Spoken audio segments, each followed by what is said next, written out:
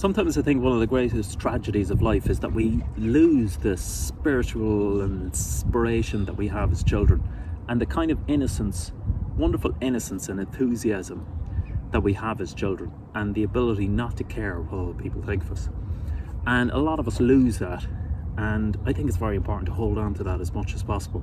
And I suppose the fact that I'm making these videos is kind of proof that I couldn't care less what people think, because a lot of people would have a lot of criticism to say about this, and I couldn't care less. And one of the things I really loved about being a parent, and I'm still a parent, but a parent of a really young child, was when my daughter came along, and when she was younger, and going out in the world for the first time and seeing things for the first time, which is incredible to kind of think about and appreciate.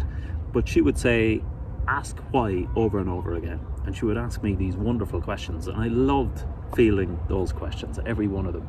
And because it was her first time encountering things, so she would say, why is the moon up there, Dad? And I would say, because it's in outer space or whatever. And she would say, why? And I would say, because it's a rock that's going around the earth. And she would say, why? And I would come up with the best answer that I could, whether it made sense or not. And she would just keep on probing and say, that answer wouldn't make complete sense. It wouldn't make any sense probably to her, because she has no reference point. And she would say why and why and why and why and why, and keep on saying it. And I never got tired of it. I used to love it, and I would try to answer again and again as the whys came in, and I enjoyed every minute of it. And it occurred to me, and in the corporate world and in engineering, there's a concept in Six Sigma called the 5 whys. And what it is a way of getting to the root cause of a problem that happens. And it occurred to me that children are the natural black belt Six Sigma practitioners of the 5 whys. They don't, as adults, we come along to people, particularly in the workplace, and we say, why is this the case? Somebody gives an explanation. Inevitably, it's not going to answer your question properly or at all. And we might venture a second why. Why is that? Or why do we do that around here? And they give an explanation, and usually at that point we give up, because we either think, I'm never going to understand it, or we think, right, it's a stupid question that people will think we're stupid to ask, or third, I'm never going to get a proper explanation of this person anyway, or fourth, we just think, look, I don't care. You know, it's one of those, and we tend to give up after 2. And partly it's because we've lost that curiosity and imagination and that thrill of finding out things that we had as a child. But as a child, they never lose that thrill, and I enjoyed being a parent, fielding those questions.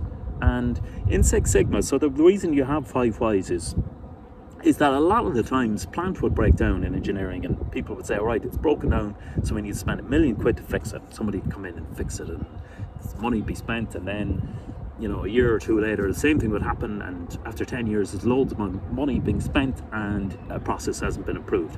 What the 5 whys was about was saying, instead of jumping to a conclusion as to why something hasn't worked, or why a process is broken down, then we've got to get to the root cause, which might not be the apparent cause initially, and it might be radically different to the apparent cause, the root cause. And the idea is the apparent cause is up here, and you say why, and you drill down why, and eventually you come to a kind of a root cause. So why did the plant break? Because a component failed.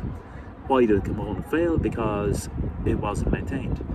Why isn't there proper maintenance structure? Because we've moved money to a HR program.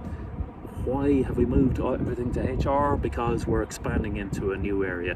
Why are we expanding into a new area? Because we think we should diversify, and it turns out that the root cause is we're spreading ourselves too thin and we're not looking after our core business, or something like that. So it's very different to the plant is broken down because somebody has thrown a spanner at it, or that a part has fallen down. It's possibly a strategic decision that somebody's made 5,000 miles away, and it was made last year, and that's why things have changed.